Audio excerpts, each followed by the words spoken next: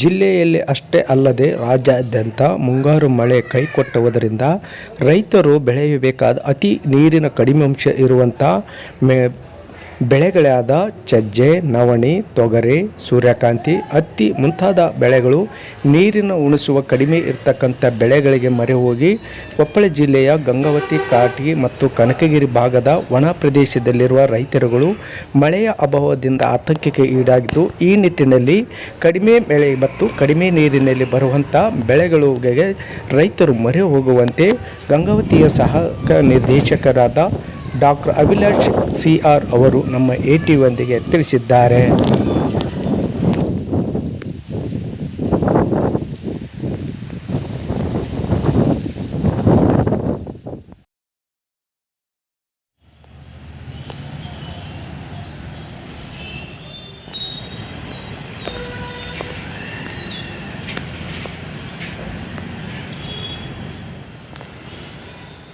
ನಮಸ್ಕಾರ, ನಾನು ಡಾಕ್ಟರ್ ಅಭಿಲಾಷ CR, ಸಹಾಯಕ ಕೃಷಿ ನಿರ್ದೇಶಕರು, ಗಂಗಾವತಿ.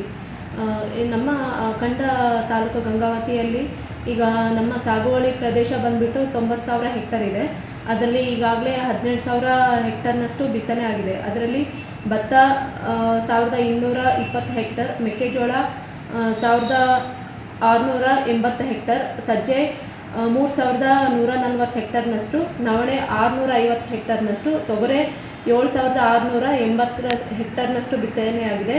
ಸೂರ್ಯಕಾಂತಿ ಬಂದು 740 ಹೆಕ್ಟರ್ನಷ್ಟು, ಹತ್ತಿ ಬಂದುಬಿಟ್ಟು 2,850 ಹೆಕ್ಟರ್ನಷ್ಟು ಈಗಾಗಲೇ ಬಿತ್ತನೆಯಾಗಿದೆ.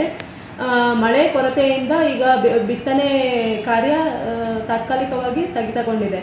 ಅದಲ್ಲದೆ ಮತ್ತು ರೈತ ಬಾಂಧವರು ಏನಂದರೆ 2026-27 ಸಾಲಿನ ಕರ್ನಾಟಕ ರೈತ ಸುರಕ್ಷಾ ಪ್ರಧಾನ ಮಂತ್ರಿ ಫಸಲ್ ಬಿಮಾ ಯೋಜನೆ ಅಡಿಯಲ್ಲಿ ಎಲ್ಲ ರೈತ ಬಾಂಧವರು ಅಂದರೆ ಈಗ ಮುಖ್ಯವಾಗಿ ಬೆಳೆಗಳಲ್ಲಿ ತೊಗರಿ, ಮೆಕ್ಕೆಜೋಳ, ಸಜ್ಜೆ, ಸೂರ್ಯಕಾಂತಿ ಬೆಳೆಗಳಿಗೆ ರೈತರು 2% ವಿಮಾ ಕಂತನ್ನು ಕಟ್ಬಿಟ್ಟು ತಮ್ಮ ಒಂದು ಬೆಳೆಗಳಿಗೆ ವಿಮೆ ಮಾಡಿಸ್ಕೊಳ್ಳಿ ಅಂತ ಹೇಳಿ ಕೇಳ್ಕೊತೀನಿ. ಯಾಕಂದರೆ ಅತಿವೃಷ್ಟಿ ಅನಾವೃಷ್ಟಿ ಆದಾಗ ರೈತರಿಗೆ ಒಂದು ಆರ್ಥಿಕ ಭದ್ರತೆಯನ್ನು ಈ ಒಂದು ಯೋಜನೆ ಅಡಿಯಲ್ಲಿ ಒದಗಿಸಲಾಗುತ್ತದೆ. ಸೊ ದಯವಿಟ್ಟು ಎಲ್ಲ ರೈತ ಬಾಂಧವರು ತಮ್ಮ ಬೆಳೆಗಳಿಗೆ ವಿಮೆಯನ್ನು ಮಾಡಿಸ್ಕೊಳ್ಳಿ ಅಂಥೇಳಿ ಕೃಷಿ ಇಲಾಖೆ ಪರವಾಗಿ ಮಳೆ ಕೊರತೆ ಆಗಿರೋದ್ರಿಂದ ರೈತ ಬಾಂಧವರು ಅಂದರೆ ಕಡಿಮೆ ನೀರಲ್ಲಿ ಚೆನ್ನಾಗಿ ಬರ್ತಕ್ಕಂಥ ಬೆಳೆಗಳಾದ ಏನು ಸಜ್ಜೆ, ಸಿರಿಧಾನ್ಯಗಳಾದ ರಾಗಿ, ನವಣೆ ಈ ಥರ ಬೆಳೆಯೋದ್ರಿಂದ ಆರ್ಥಿಕ ನಷ್ಟವನ್ನು ತಪ್ಪಿಸ್ಬೋದು. ಏನಂದರೆ ಬರಗಾಲ ಸಹಿಸುವಷ್ಟು ತಳಿಗಳು ಮತ್ತು ಬೆಳೆಗಳನ್ನು ಬೆಳೆಯೋದ್ರಿಂದ ರೈತರಿಗೆ ಒಂದು ಹೆಚ್ಚಿನ ಒಂದು ಆದಾಯ ತಗೋಬೋದು ಅಂತ ಹೇಳಿ ಈ ಒಂದು ಸಂದರ್ಭದಲ್ಲಿ ಹೇಳ್ತೀನಿ. ಧನ್ಯವಾದಗಳು.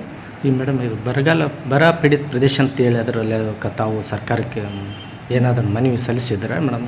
ವೆಂಕಟಗಿರಿ ಆಯಿತು, ನಮ್ಮ ಗಂಗಾವತಿ ಸರ್ ಮನವಿ ಸಲ್ಲಿಸಿದ್ದೀವಿ. ಅದೇನು ಈಗ ಆಲ್ರೆಡಿ ಚೀಫ್ ಸೆಕ್ರೆಟರಿ ಮೇಡಮ್ ಅವರು ಗ್ರೌಂಡ್ ಟ್ರೂಟಿಂಗ್ ಮಾಡಿಬಿಟ್ಟು ವರದಿ ಸಲ್ಲಿಸ್ರಿ ಅಂತ ಹೇಳಿದ್ದಾರೆ. ಅದು ನಮ್ದು ಏನು ಡಿಸಾಸ್ಟರ್ ಮ್ಯಾನೇಜ್ಮೆಂಟ್ ಅಂಥೇಳಿ ಡಿಪಾರ್ಟ್ಮೆಂಟ್ ಇದೆಯಲ್ಲ, ಆ ಡಿಪಾರ್ಟ್ಮೆಂಟ್ ಅವರು ಈಗ ಕಮಿಟಿ ಮಾಡಿಬಿಟ್ಟು ಒಂದು ಸಮೀಕ್ಷೆ ಮಾಡಿ ವರದಿ ಏನು ಸರ್ಕಾರಕ್ಕೆ ಸಲ್ಲಿಸಿದ ನಂತರ ಅವರು ಮುಂದಿನ ಒಂದು